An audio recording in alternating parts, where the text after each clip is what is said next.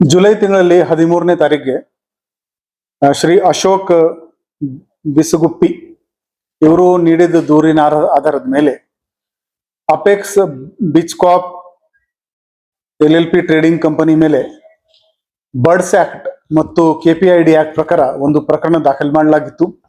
ಈ ದೂರಿನಲ್ಲಿ ಸುಮಾರು 3,000 ಜನರಿಂದ ಈ ಕಂಪನಿ ಪದಾಧಿಕಾರಿಗಳು ಸ್ಟಾಕ್ ಮಾರ್ಕೆಟ್ ನಲ್ಲಿ ಇನ್ವೆಸ್ಟ್ ಮಾಡ್ತೀವಿ, ರಿಯಲ್ ಎಸ್ಟೇಟ್ ನಲ್ಲಿ ಇನ್ವೆಸ್ಟ್ ಮಾಡಿಕೊಂಡು ಹೆಚ್ಚಿನ ಇಂಟ್ರೆಸ್ಟ್ ನಿಮ್ಗೆ ನಾವು ಕೊಡ್ತೀವಿ ಅಂತ ದೂರು ನೀಡಿದರು. ಈ ಪ್ರಕರಣದಲ್ಲಿ ಬೋರ್ಡ್ ಆಫ್ ಡೈರೆಕ್ಟರ್ಸ್ ಎಲ್ಲ ಆರೋಪಿ ಇದ್ದಾರೆ ಮತ್ತು ಈ ಪ್ರಕರಣದಲ್ಲಿ ತನಿಖೆ ಮಾಡಿಕೊಂಡು ನಮ್ಮ ತಿಲಕವಾಡಿ ಇನ್ಸ್ಪೆಕ್ಟರ್ ಶ್ರೀ ಪರಶುರಾಮ್ ಪೂಜಾರಿ ಮತ್ತು ಅವರ ಸಿಬ್ಬಂದಿ 6ನೇ ಆರೋಪಿ ಅರ್ಜುನ್ ಮಹಾದೇವ್ ವಾಗ್ಮಾರೆ ಇವನಿಗೆ ದಸ್ತಗಿರಿ ಮಾಡಿದ್ದಾರೆ. ಉಳಿದಿದ್ದ ಆರೋಪಿದು ಪತ್ತೆ ಕೂಡ ಬೇಗನೆ ಮಾಡ್ತಾರೆ. ಕಾನೂನು ರೀತ್ಯ ಈ ಆರೋಪಿಗಳಿಗೆ ಪತ್ತೆ ಮಾಡಕ್ಕೆ ಏನೇನು ಸಾಧ್ಯ ಇದೆ ಅದೆಲ್ಲ ನಾವು ಪ್ರಯತ್ನ ಮಾಡ್ತಾ ಇದ್ದೀವಿ. ಬರುವ ದಿನಗಳಲ್ಲಿ ಕೂಡ ಈ ಬಾಕಿ ಆರೋಪಿಗಳಿಗೆ ನಾವು ದಸ್ತಗಿರಿ ಮಾಡ್ತೀವಿ. ಸಾರ್ವಜನಿಕರಿಗೆ ನಮ್ದು ಕೋರಿಕೆ ಏನಿದೆ ಅಂದ್ರೆ ತಿಂಗಳಕ್ಕೆ 3%, ತಿಂಗಳಕ್ಕೆ 4% ಈ ತರ ಹೇಳ್ಕೊಂಡು ಯಾರು ನಿಮ್ಮಿಂದ ಇನ್ವೆಸ್ಟ್ಮೆಂಟ್ ಕೇಳ್ತಾ ಇದ್ರೆ ಅದು ರೆಡ್ ಫ್ಲಾಗ್ ಇದೆ. ದಯವಿಟ್ಟು ಈ ತರ ಯೋಜನೆಗಳಲ್ಲಿ ಇನ್ವೆಸ್ಟ್ ಮಾಡಬೇಡಿ.